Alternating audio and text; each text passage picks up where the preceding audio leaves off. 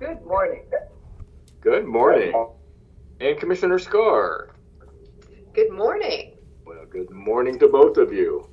So we're off and running today. Today is the first day of the legislative short session in Salem. So I'm not sure how many of our Coastal Caucus members we might or might not have available today. I think everyone may be in meetings this morning, but we'll find out. So let's start, of course, with Adventist Health and Eric Swanson. Eric, are you with us this morning? Well, good morning, Commissioner.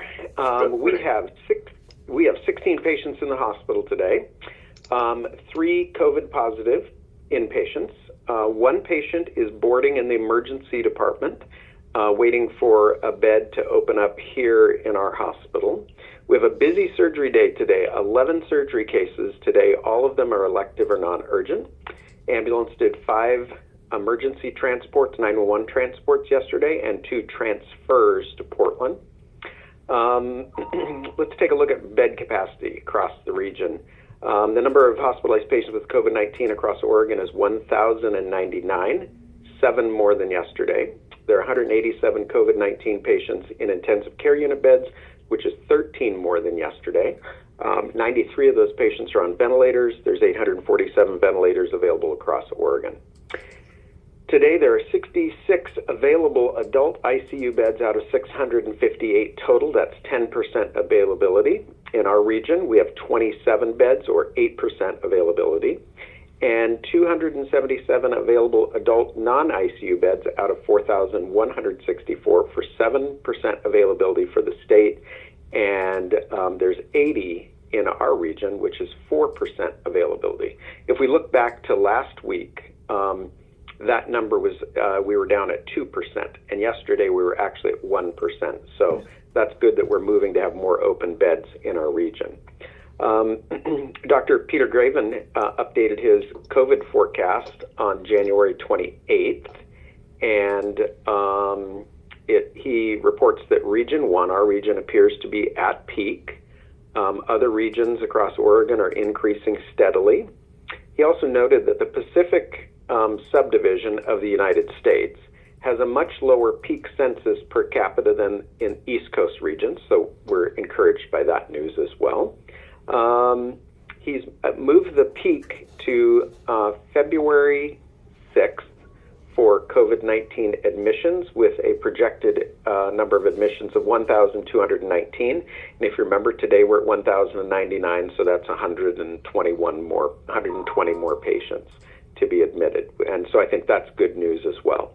The other good news he's sharing with us is that length of stay for patients is reducing as well with this current variant.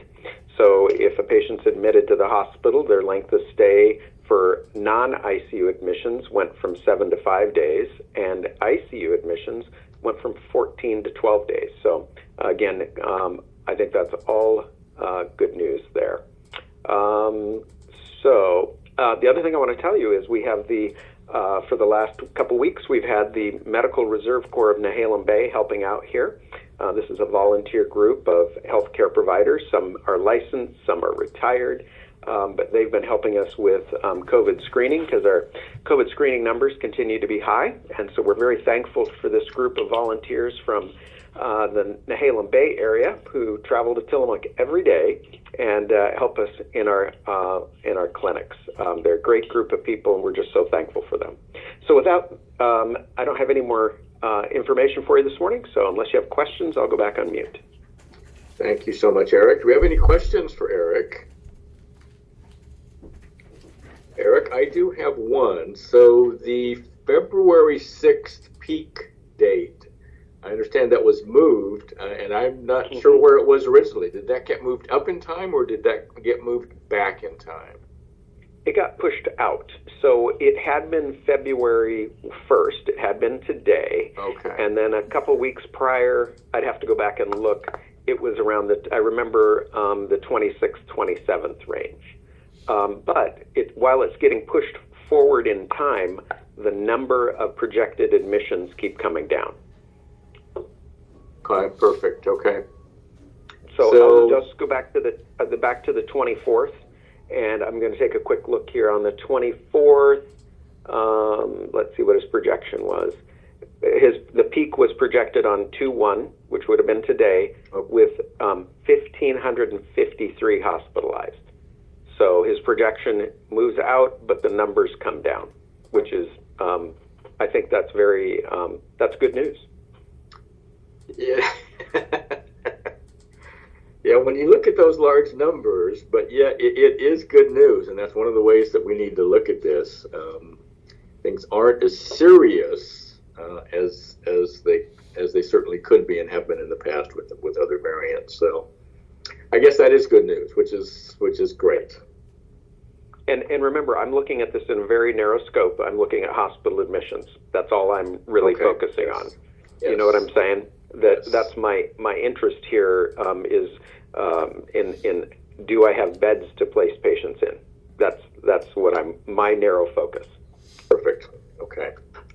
Thank you for that, Eric. Any other questions for Eric? Nope. Thank you so much. You're welcome. So let's move on to the Coastal Caucus, although I'm not sure if we have anyone on today with the Coastal Caucus. Do we? Apparently not. So this is the first day of the legislative short session in Salem. They're meeting in the Capitol building in actuality. And I know they all have probably meetings this morning. I do want to let everyone know that our newest senator, Rachel Armitage, did call me last night and apologized for not making last week's meeting and said unfortunately she has a meeting this morning and won't be available. But she did promise to be here next Tuesday. And I hope, again, with her schedule, you just don't know. It's going to be from day to day. But she dearly wants to come on with us. And I told her first time here, we would give her some extra time so that she can introduce herself and a little bit about herself and her thoughts on being our newest state senator. So I think that's wonderful. So let's look forward to that. So again, one more call to any of our Coastal Caucus members. Okay, so let's move. This may be a short meeting this morning. So let's move on to the Tillamook County Community Health Center. Marlene Putman and or Ed Colson. Well, hello. Good morning and hello. Good morning. Good morning. This is a community update from the Tillamook County Public Health. So as of today, Tillamook County Public Health is pleased to announce that Tillamook County Community Health Centers has received a limited supply of COVID-19 quick antigen home tests that will be distributed across all areas of the county at no cost. So these COVID-19 home test kits were made available to our agency to increase access to COVID-19 testing for populations and groups of people that have been disproportionately impacted by the COVID-19. The COVID-19 home test kits are available to the community for pickup yesterday, the 31st, in Central County, and will be in South and North County at the following locations and days. So today, the 1st, starting at 11 a.m., will be in South County at the Nestucca Rural Fire District's Hebo Fire Station 87, and that's on 30710 Highway 101 South in Cloverdale, and that's starting at 11. And then at 1:30 today, we'll be at the South Tillamook County Library at 6200 Camp Street in Pacific City. And then on Friday, we'll be in North County. So Friday the 4th, starting at 11 a.m., we'll be at St. Catherine's Episcopal Church, 36335 Highway 101 North in Nehalem. And then on Friday at 1:30, we'll be at the Rockaway Beach Chamber of Commerce, 103 South 1st Street in Rockaway.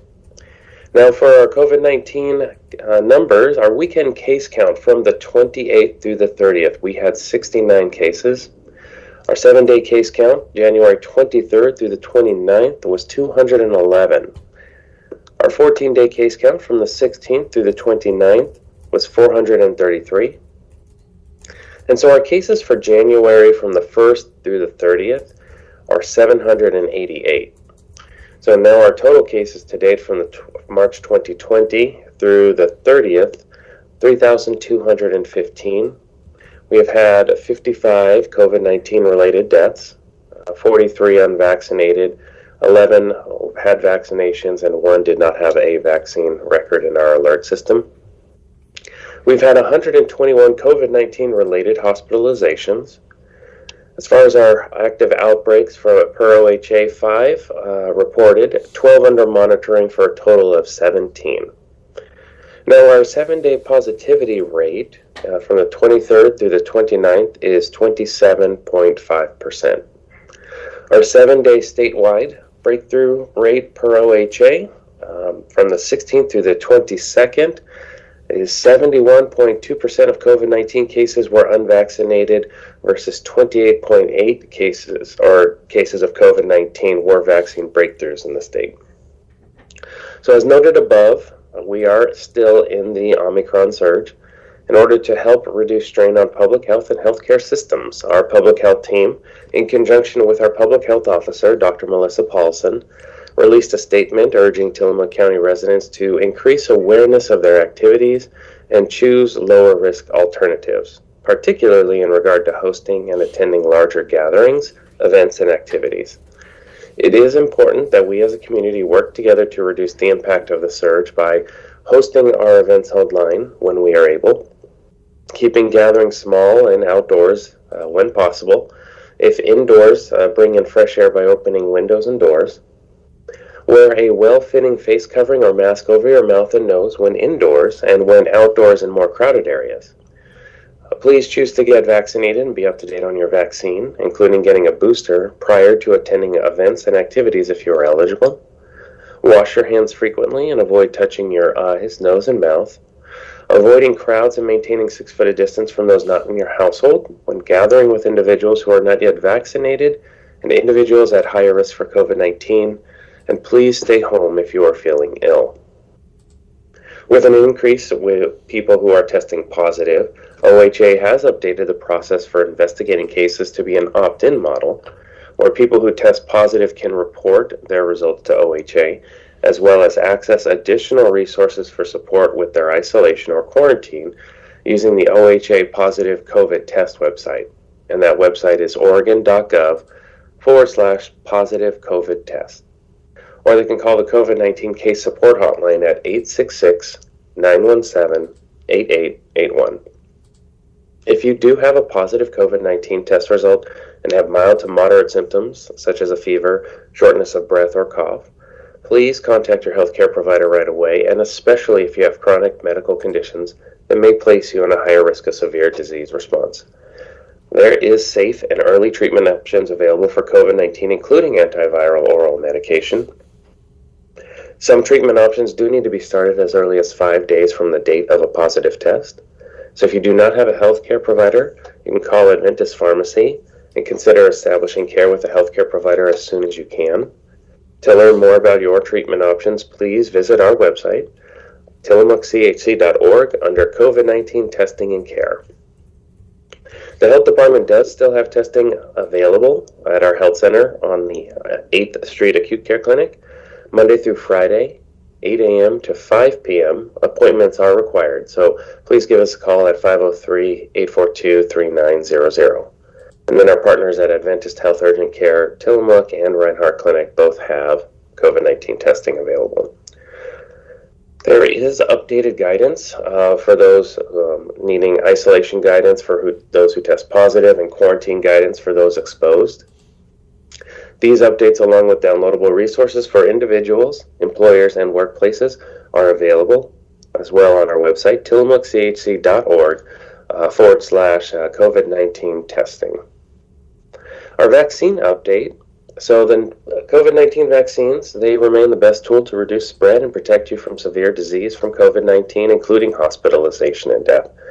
2 COVID-19 vaccines fully approved by the FDA and under no longer emergency use authorized, and that's the Pfizer for those 12 years old and older. Yeah, we do have 5 to 11-year-old Pfizer vaccine that's under emergency use authorization, and Moderna for those 18 years old and older. If you are not yet vaccinated, please choose to make a plan for everyone 5 years old and older in your household to be vaccinated as soon as possible. If you are fully vaccinated, please choose to receive a booster as soon as you're able to. People who are eligible for a booster dose include those 18 and older who are 5 months from the completion of their Moderna series, those 12 and older, 5 months from completion of the Pfizer series, those 18 and older, 2 months from the single Johnson & Johnson vaccine, and those who have moderate to severely compromised immune systems who have received that third dose of Moderna and Pfizer at least 6 months ago. In addition, those aged 5 to 11 who have moderately to severely compromised immune systems are now eligible for a third dose of Pfizer 28 days following that second Pfizer dose. Now for our vaccine numbers within the county, those who have had at least one dose of the COVID-19 vaccine is 18,473. So for our 16 and older population, 84.10%. For those 12 and older, 79.58%. Now the total population of Tillamook County who has received at least one dose, 69.63%. That's as of January 30th.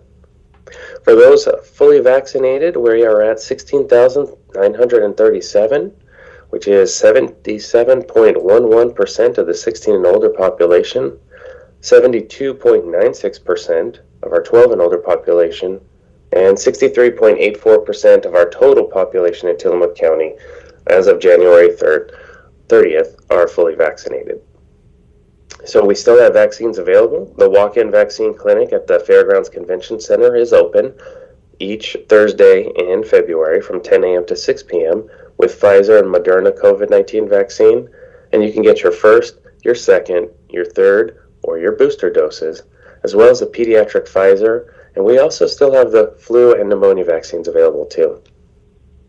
Monday through Friday, COVID-19 vaccines are available at our main clinic on Pacific Avenue.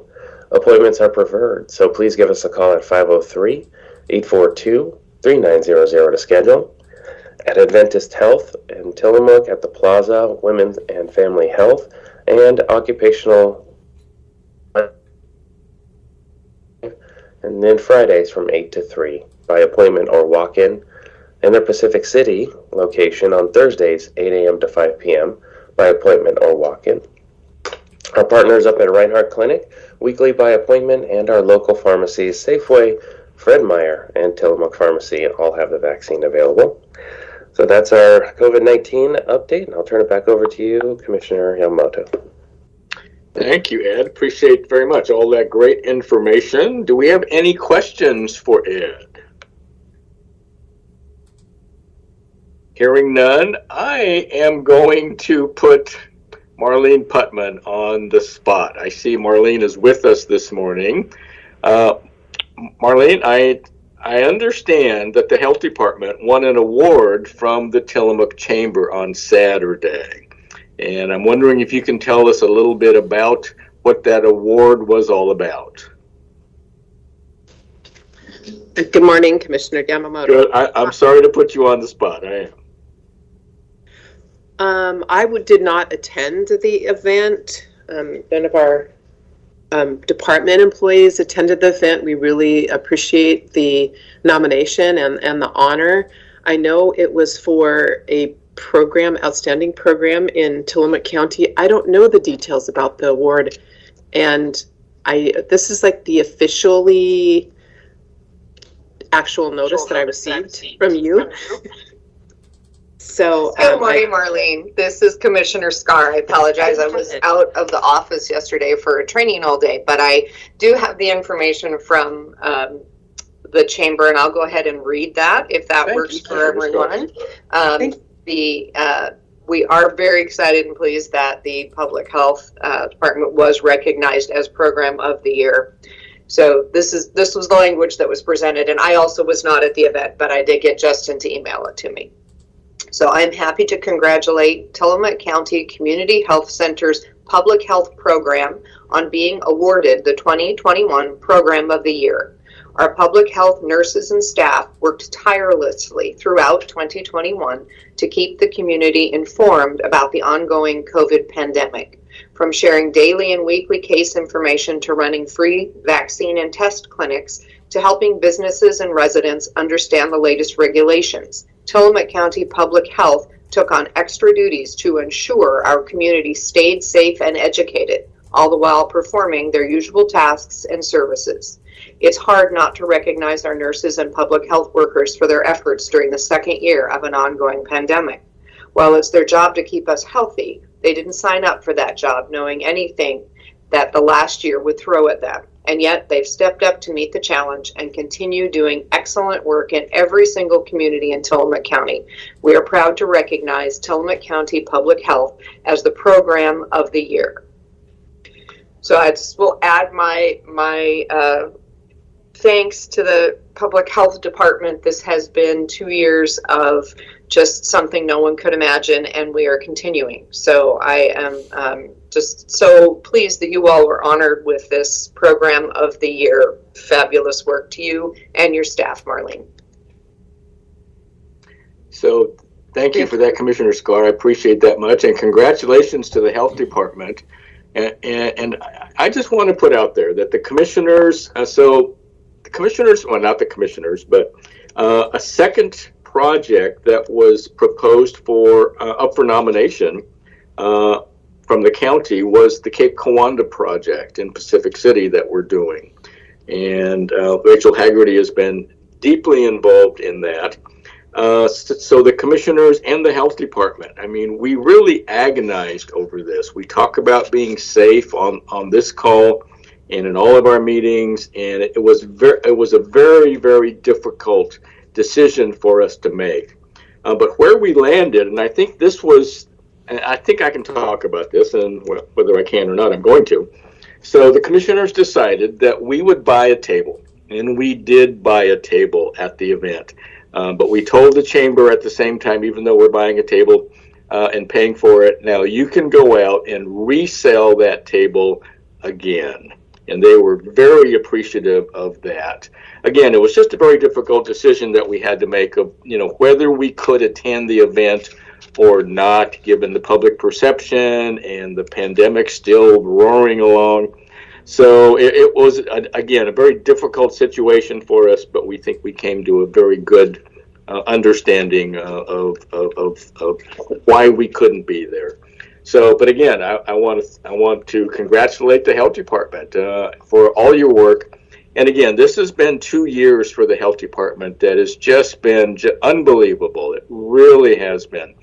I just need to say that everyone at the health department is absolutely exhausted at this point. So if there's something you need from the health department, I just ask that everyone please put on your best behavior, be nice. They are working just unbelievable hours and at an unbelievable pace, and it's not over yet. So again, Aaron, thank you for having that information. Marlene, congratulations to you and everyone in the department. And I guess I'll leave it at that, unless anyone else has anything to say here. Commissioner, this is Marlene Putman again. I want to say thank you for the award to the chamber, and I really do want to thank all of the staff, our partners, and the volunteers. We couldn't continue to do this work without their involvement and without their commitment and hard work as well. So thank you for that, and I will make sure to share the information with my full team. Perfect. Have a good day. Yeah, that's great. And again, Marlene, I'm sorry to put you on the spot like that. It just came to me when we were talking to the health department. So again, congratulations on that. Okay, anything else? Moving on, let's go to the Nehalem Bay Health Center and Pharmacy. Gail Nelson, are you with us this morning? Yes, I am. Good morning. Good morning. And congratulations to the Health Department on your award. That's outstanding. At the Nehalem Bay Health Center and Pharmacy, of course, we'll continue our transition to our new name. In fact, our transportation vehicle displays this, and it's outstanding. Thank you to Deer Island Studios and Scoville's for their expertise with the logo work. We've hired our transportation driver. His name is Ron. We're offering transportation to those who have challenges getting here to their appointments, and we're finalizing our process of delivering prescriptions. And as you've already heard, and I will again and continue to speak out as we offer the COVID vaccines. the first, second, third, and booster doses on Tuesdays and Thursdays. We have the pediatric vaccines for children 5 to 11 on Fridays. Anyone who is interested can call the clinic here at 800-368-5182, extension 100. And that's my report for this morning. I hope everyone has a great week. Thank you very much, Gail. Appreciate you being here. I understand Frank Hannah Williams with the Tillamook Family Counseling Center is not available this morning. So let's go to the Sheriff's Office. Do we have Sheriff Brown or Under Sheriff Kelly? Good morning, Commissioner. This is Sheriff Brown. Hey, good morning. So I actually shared this information with the leadership team and my staff, but I wanted to mention it to the public, and we will be releasing it. But tail end of last year, I had an idea about putting out some stats that let the public and the leadership team know what it is that we do, and tried to quantify a bunch of numbers. And I'd worked on it for 3 or 4 weeks, and just here these last few days, I've shared it with my staff, had conversations with my staff about it. I shared it with the leadership team, had a couple of conversations, answered a few questions, and we are anticipating releasing this summary of stats hopefully this week. We just got to make sure our timing is correct on it. But what it amounts to is that I decided to do a sheriff's year-end summary, and I wanted to put together numbers and try to, like I said, quantify some of the things that we do for 2021. And then as I was progressing and making my way through this, I realized a lot of numbers are down, a lot of numbers are affected by COVID, in addition to the fact that this has never been something that's been released to the public before. So I went ahead and where I was able, I did comparison years back to 2018. There are some pretty astounding numbers. There's some trends that you can watch and see, and some interesting dynamics that go along with a lot of these stats. And as you read through these stats, and I'm sure if the leadership team has looked through them, and as I mentioned, I have answered a couple of questions from leadership team already. There are some things that aren't crystal clear, and I struggled with how to get that information out, and ultimately had to kind of go with this. There may be some questions. It may be something I can answer in future public meetings type of a situation. But that information will be shared. I've made it very clear I'm a strong proponent of transparency and letting people see what it is that we do. I have nothing to hide, and this is just kind of my way of continuing to be transparent and share that information with not only the leadership team, but the public that we serve. So that document, it's a multi-page document, and it'll be coming out. We're going to put it both on our social media as well as posting it on our website under the press releases. So if you have interest in that, I encourage you to look at it. A few things that I can say just to help with some explanations. For example, our calls for service, the very large number on our yearly calls for service, that includes everything that we respond to, whether it's a very minor call that only takes minutes all the way up to very serious calls that take days or weeks to investigate. It also includes all of our self-initiated activities, so things like traffic stops or contacts or things of those nature. So that's a general depiction of everything that we've handled and every call that's been generated through our dispatch. A couple things I would love to have people remember is, like, when you see, for example, the traffic stop number. That number is how many stops were made, but it's not representative of the exact amount of time that a stop takes, because a traffic stop is a 50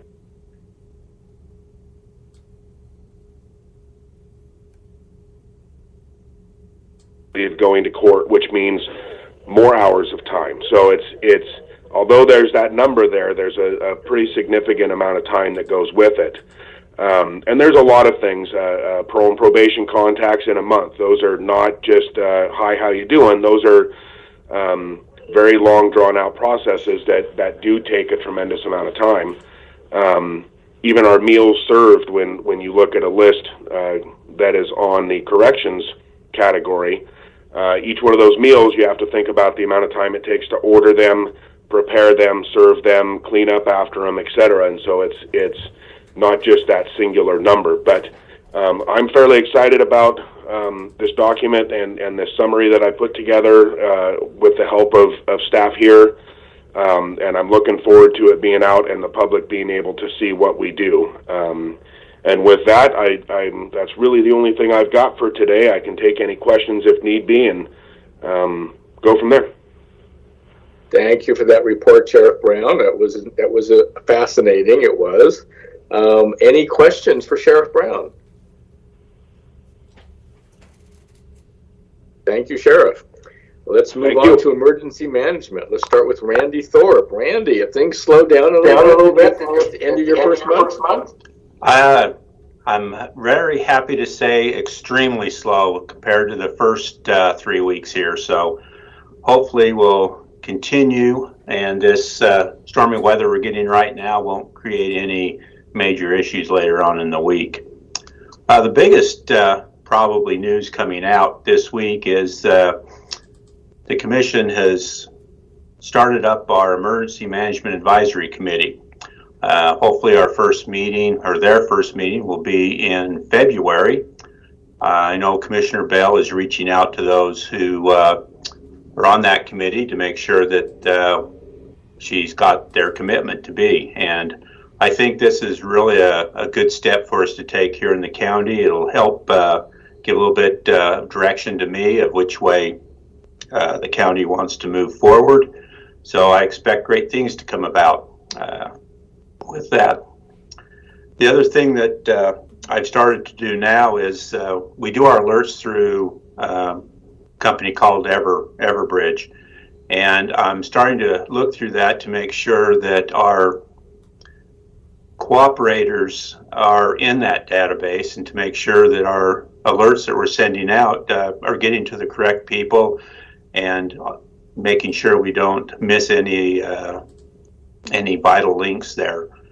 So hopefully we'll just keep improving that communication of disseminating the information on any types of emergencies that occur. So hopefully we'll get that all ironed out and running extremely smoothly here in the next few weeks. I also noticed that we have some emergency plans that will need to be reviewed this year and updated. And this is important because some of these plans, if they're not in place and updated, then the FEMA funding after a disaster won't happen. So it's really important to get these done. The two that come to mind for at the top of the list is a multi-jurisdictional mitigation plan. And I know the Community Development Department is spearheading that and working forward to make sure that we get those updates by the end of the year. Also, the County Waste Department contacted me and they're working on their debris removal management plan. And they're hoping to get that out this year too. So hopefully we'll get everything up to date and our weather will hold off. The moisture is nice, but hopefully it won't come down like it did earlier in the year. Thank you for that, Randy. Before we ask for questions, let's go to Gordon McCraw. Gordon. Well, good morning, everyone. Good morning.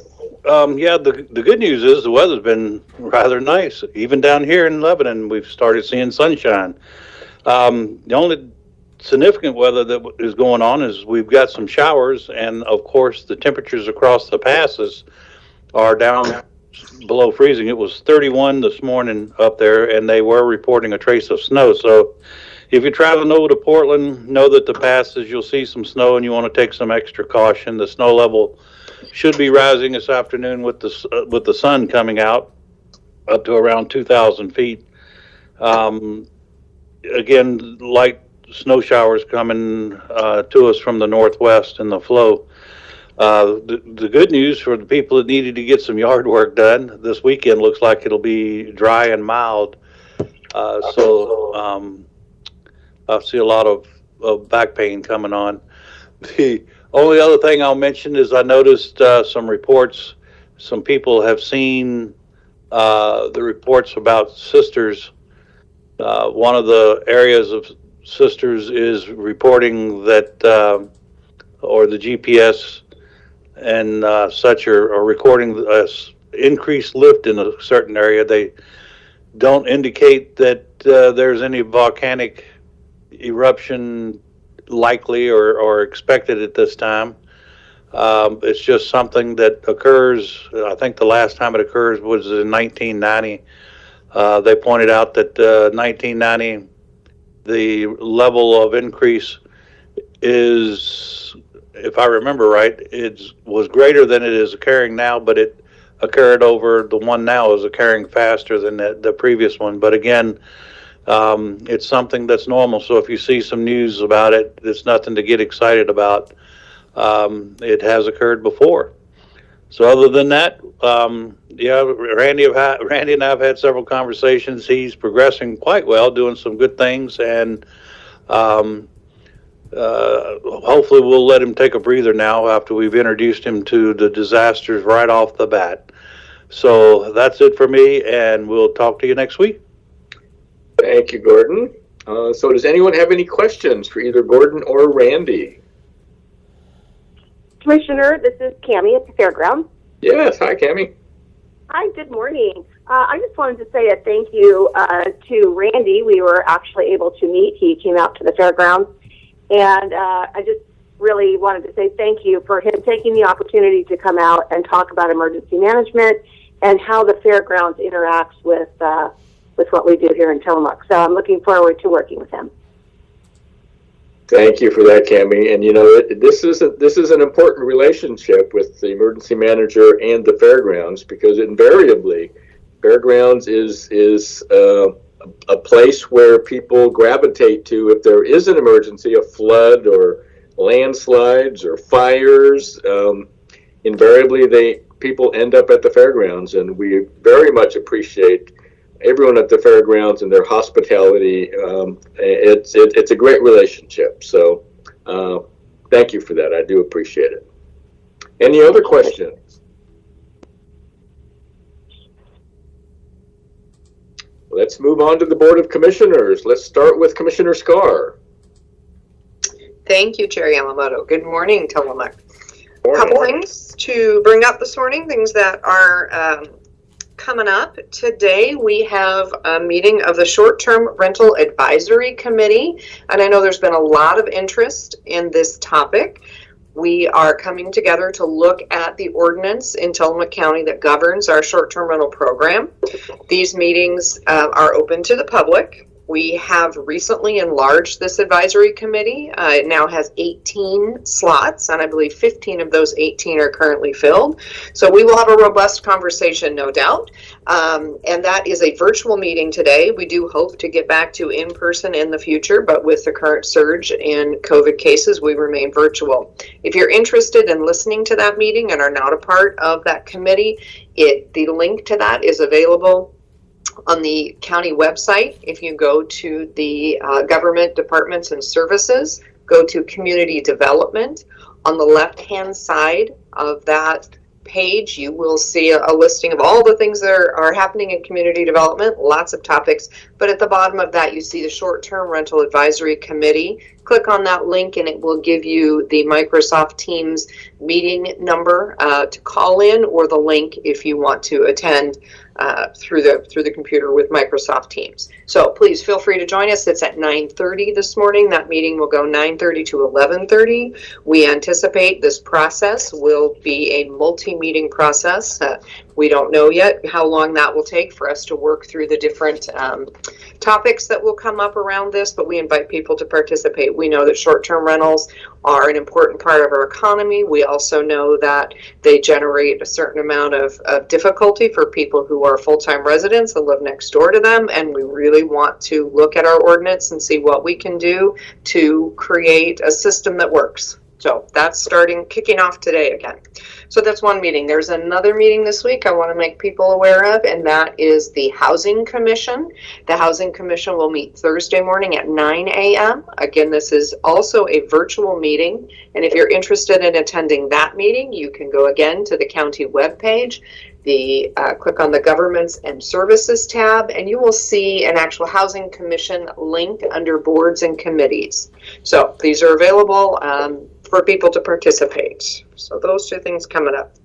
The other thing I wanted to talk about was the Oceanside Incorporation hearing. We had a hearing on Wednesday as part of our board meeting, so to speak. It was, I think, from 10:30. I think we went all the way to 1:30. It was a long hearing, lots of good information, background as to the process, as to how people have been engaged. We then heard public comment, both for and against, and I want to let people know that there will be a second hearing for the Oceanside Incorporation this Wednesday. It's at time certain 10. You can log into that. It's part of the same link that we use for our commissioner meetings.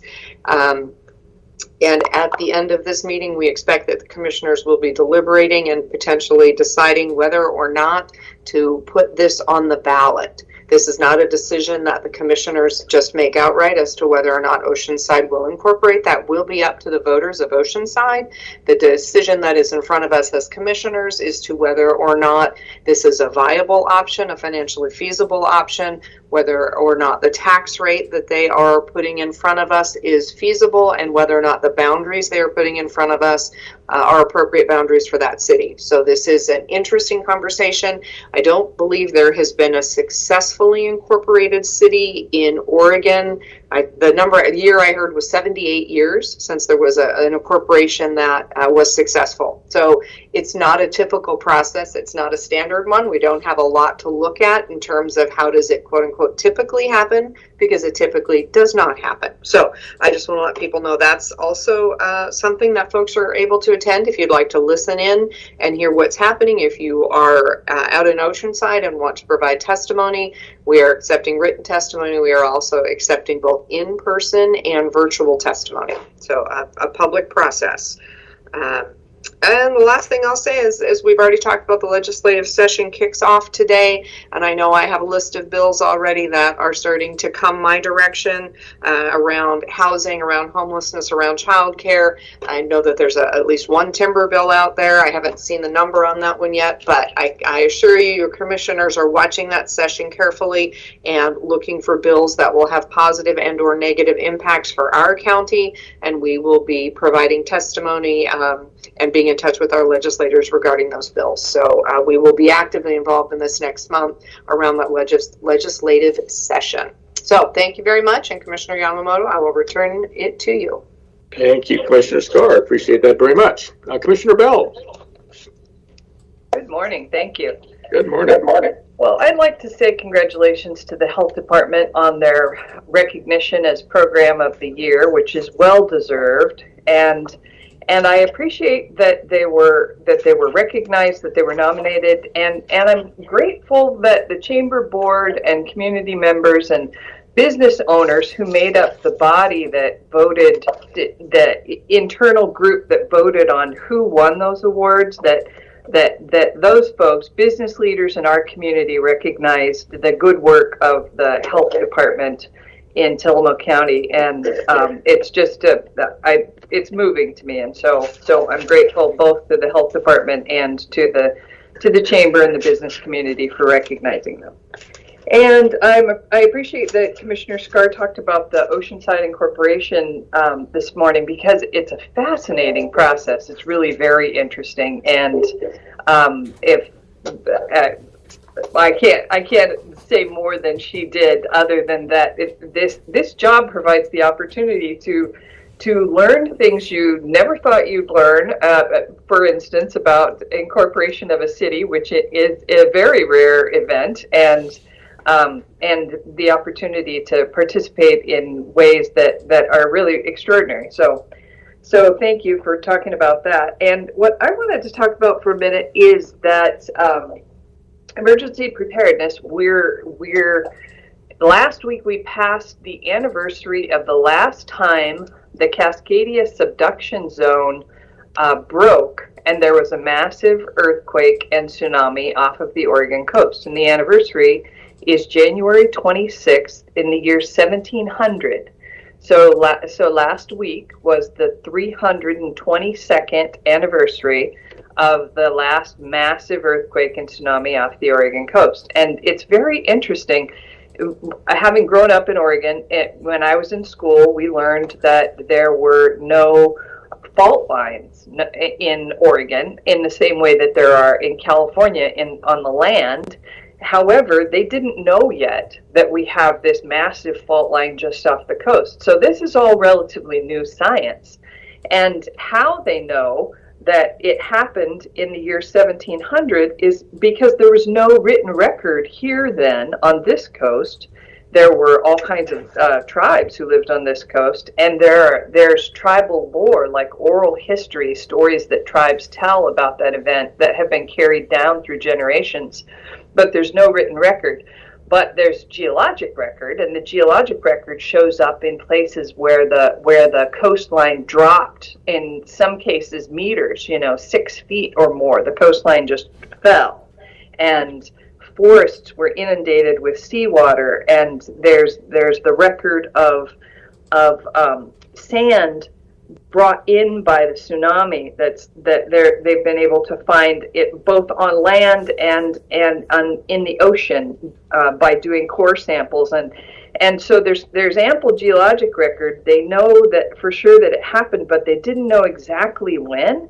And how they figured it out was because the orphan tsunami that was generated from the earthquake and the tsunami here traveled across the Pacific Ocean and slammed into Japan, and it was a sizable tsunami.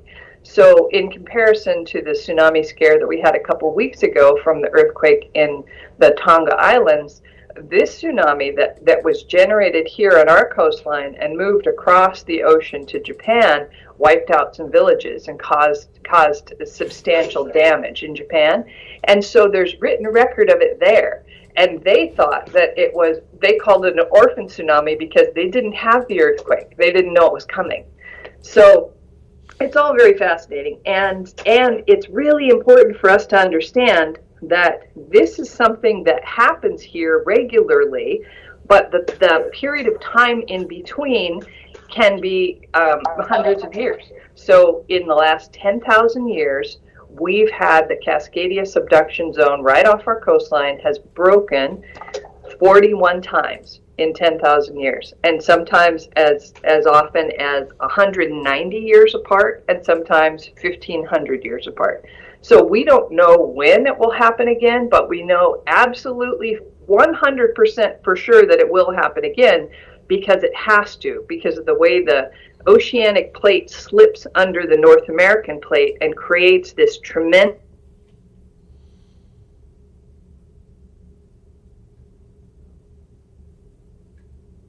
interesting, because we just passed the anniversary of that subduction zone break, and we just had the what was really amounted to a good opportunity to practice with the tsunami alert from the Tonga Island tsunami, that we think about, remind ourselves about how prepared are we or aren't we? Do we have evacuation plans? Does everyone in Tillamook County who lives along the coast know where their tsunami evacuation route is? Those are the things that we learned in the Tohoku earthquake in 2011. What the people who survived that tsunami said that it was because they practiced. And they knew their tsunami route, and they practiced it. And that's what we should be doing. We should be practicing in every season. We should be practicing in the dark. We should be practicing with our children and with our elders. And we should know when it happens what we're going to do and how we're going to do it. And so I look forward to working with Randy. I think in the next year we're going to be doing a lot of work on preparedness, and it's good work. It's important work. It's important to everyone who lives along the coast. And so with that, I had one other thing I wanted to mention. I recommend that people look up, go to opb.org, Oregon Public Broadcasting. OPB.org has a story in their online today about Goal 18 and how it impacts the Oregon coast. And it's a two-part story. Today, it's about how Goal 18, which is the land use planning goal that prohibits the use of riprap. Today, the story is about how that is interfering with the maintenance and repair of Highway 101, and how Goal 18 and being prohibited from using riprap is problematic for Highway 101. And tomorrow the story is about homes on the Oregon coast and how people are trying to protect their homes and how Goal 18 in some cases is blocking people from protecting their homes. So that's all I have to say about that. And I see Gordon has his hand up. Thank you. Yeah, I just wanted to add on to what you said. Obviously, some great information there. Another source of information that includes all the tsunami maps, both the local and distant, as well as some great other information, is a website called OregonTsunami.org, an easy one to remember, OregonTsunami.org. And that'll give you a lot of the tsunami and earthquake information. And as far as getting ready, as you said, I've harped on it for years, you need to have a plan. Ready.gov is another site that can help you develop a plan. So it's essential that you have one, and it's best to try it out before you really need to use it. So thanks for that great information, Commissioner. Thank you, Gordon, and thank you, Commissioner Bell. Appreciate that very much. So I've got a couple things I want to talk about also. So yesterday, actually, Congressman Kurt Schrader participated with elected officials in Tillamook County in a roundtable, and it was a great meeting.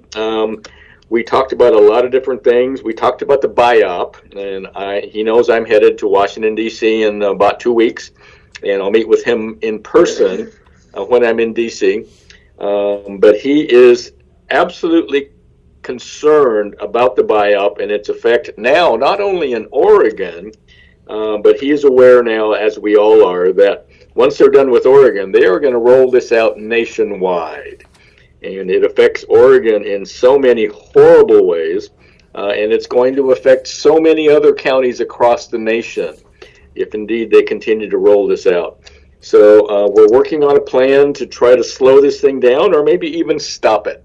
It's gonna be all hands on deck. We're gonna need a lot of our federal legislators on board, but hopefully we'll get there. So I'm starting to feel a little bit better about what may or may not happen with the BIOP, but we cannot let up at this point. We need to continue to push our point of view here. And one of the other things I talked about was in North County, in Nehalem Bay, the Port of Nehalem and the Nehalem Bay Wastewater District and the Sunset Drainage District have been, for the past over 3 years, have been trying to repair the levee which holds back the Nehalem River and Nehalem Bay from the sewage treatment plant. It is in dire need of repair. And again, we've got all sorts of roadblocks, not only FEMA, but Army Corps of Engineers and DSL and you name it. All these different organizations have to sign off on this. And it's been a 3-year project. We're very lucky so far that the major floods, and we had a major flood earlier this year, have not breached that dike. If that breaches, then all the contents of that sewage treatment plant are going to be flowing down the Nehalem River into the Nehalem Bay and out into the ocean. So I had a plea to Congressman Schrader, and he absolutely agrees with this. We can't let anything happen to that levee, to that dike. It needs to be repaired and reinforced. So I asked him 2 things. Can he just have a quick conversation with FEMA, who is involved with the NORISE analysis, and Army Corps, who is involved with a lot of the permitting process, just to give him a quick nudge. The only time we can work on this is the in-water work window from July 1st to September 15. And this is, we'd love to get it, we need to get it done this summer. So hopefully that will happen. Also, they have spent almost $60,000 to date in permits and fees and studies. And once all those permits and fees are in place, then it's going to run $50,000 to $60,000 for rock and labor.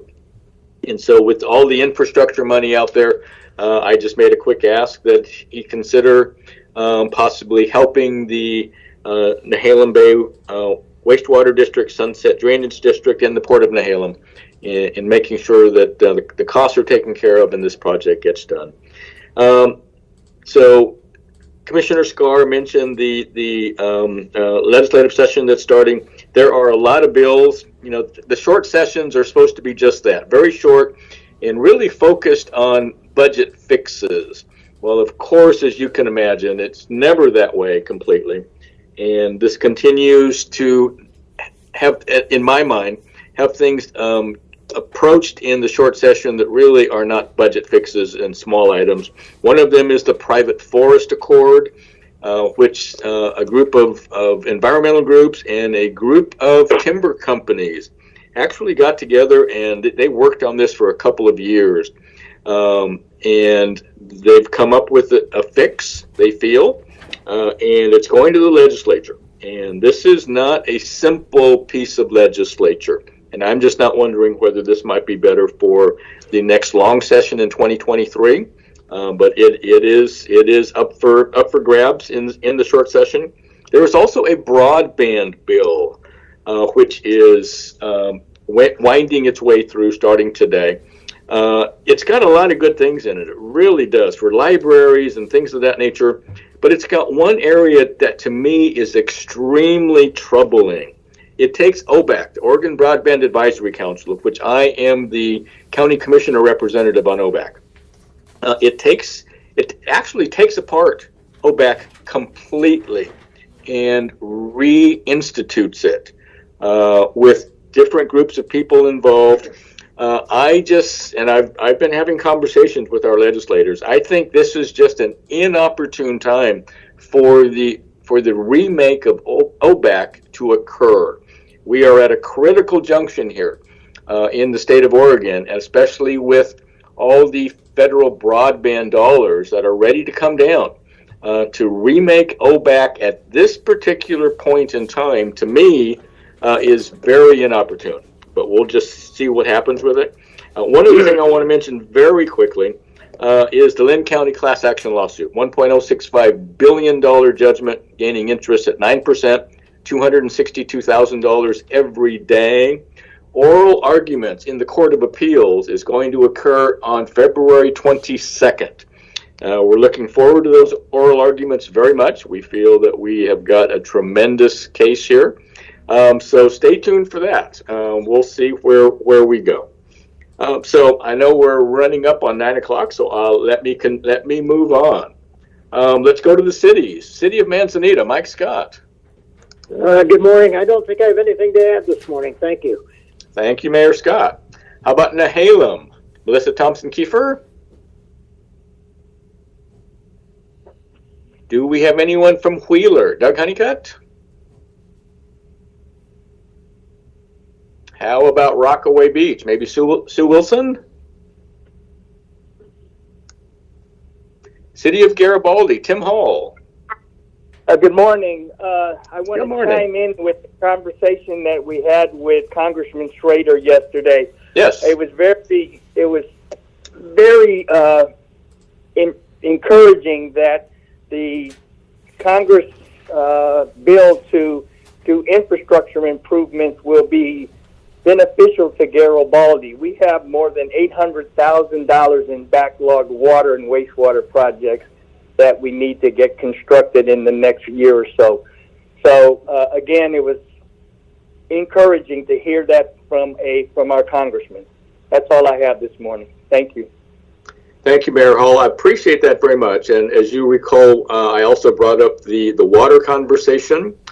So Commissioner Scar, hopefully soon, is going to be involved in a bunch of water needs analysis working through AOC, the Association of Oregon Counties. We plan on doing several meetings throughout the county. And so your conversation, combined with all the other conversations that we have, not only about drinking water, but about wastewater in Tillamook County, I think is going to be extremely important. And I did flag Congressman Schrader about that and said, once we figure out exactly where we stand in Tillamook County, we may be in need of some of those infrastructure dollars. So we'll see where that goes. But Mayor, thank you so much. Okay, let's go to Bay City. David McCall, are you with us this morning? Yes, good morning, Commissioner, and everybody listening on the radio.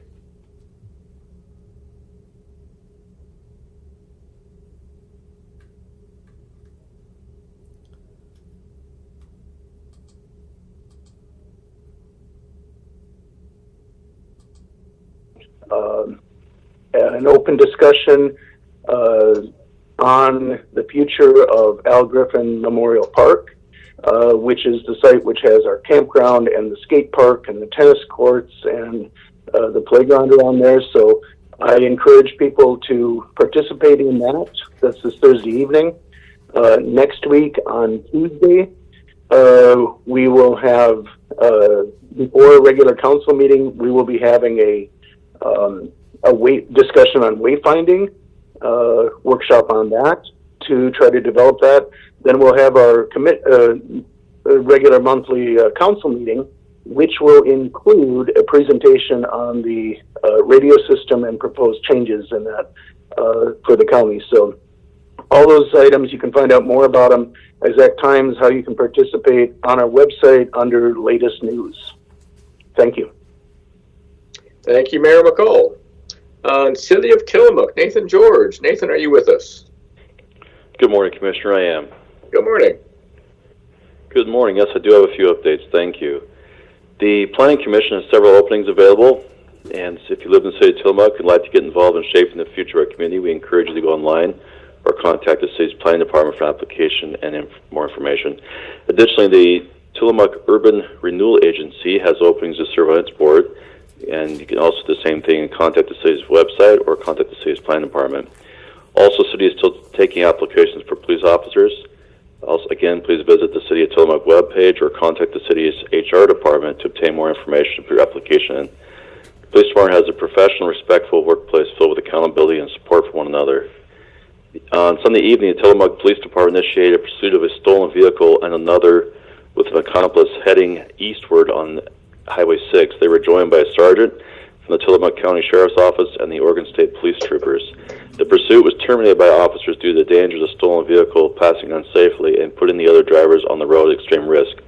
However, the two vehicles were spiked further down the road by Washington County deputies, for no one can outrun the radio. The Tillamook 911 dispatchers did an amazing job, and I thank them greatly. As with many things in life, the teamwork in public safety here in our county, especially between the Tillamook 911 Center, the Tillamook County Sheriff's Office, the Oregon State Police, the Tillamook Fire District, and the Tillamook Police Department, is extremely helpful in keeping our lives, saving lives, mitigating property loss, and keeping our residents and visitors safe. Thank you to everyone that contributes.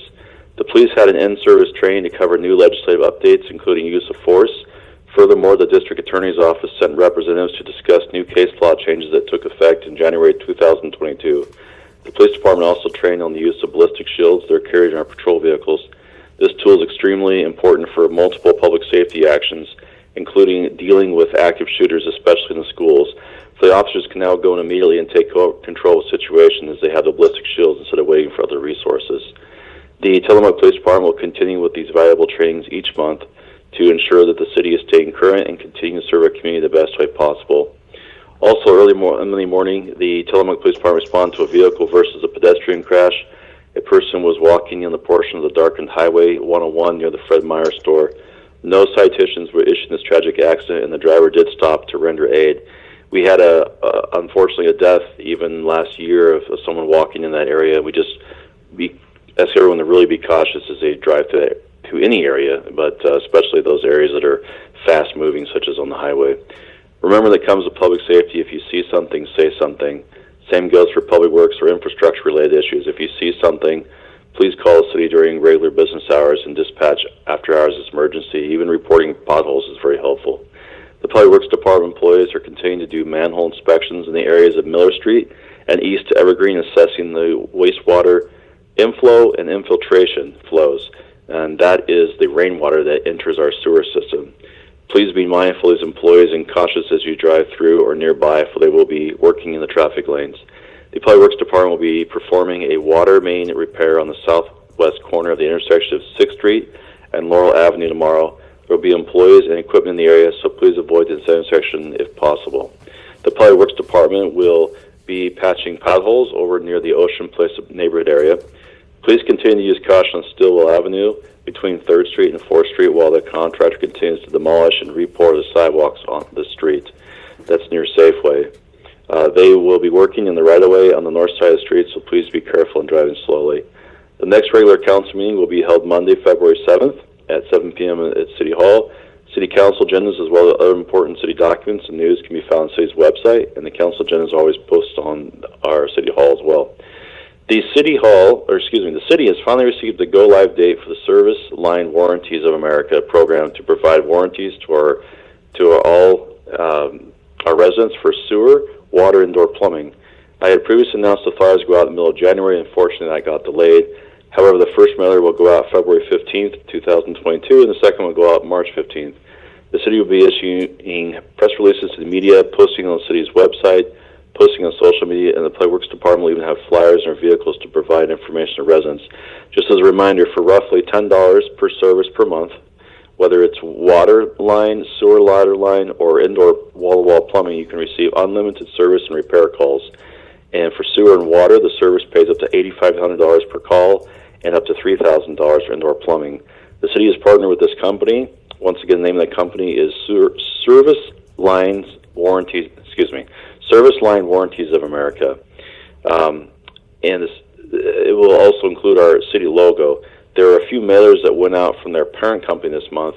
However, those are not the ones that the city endorsed and do not include a City of Tillamook logo. Anyone with questions are encouraged to contact the City of Tillamook. That is all I have, Commissioner. Thank you. Thank you, Nathan. Appreciate it very much. Finally, South County. Do we have Doug Olson? Good morning, Commissioner. I'm here. Good morning. Just a couple of things quickly. I'll put on my PUD director hat. I believe our crews have returned from the Albany area, Corvallis, Eugene. Tillamook PUD participates in what's known as mutual aid across the Northwest, including Northern California.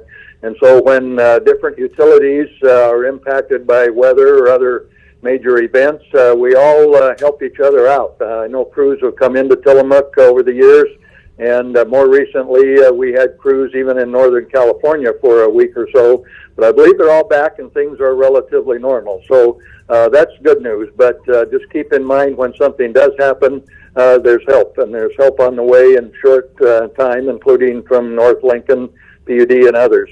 And finally, you mentioned many times today that the legislature starts their short session. I'm reminded of what Mark Twain, or possibly a general, said, that your life, liberty, and health and everything else is at risk when the legislature's in session. So we should all keep that in mind. And of course, if you don't like what they're up to, call them or email them or text them or something. They do listen. And we have good representatives here in Tillamook County. I know them all, and many people know them. They're local people, and they do listen. So if you don't like what's going on, for goodness sakes, call them, text them, or let them know. That's it for today. Thank you.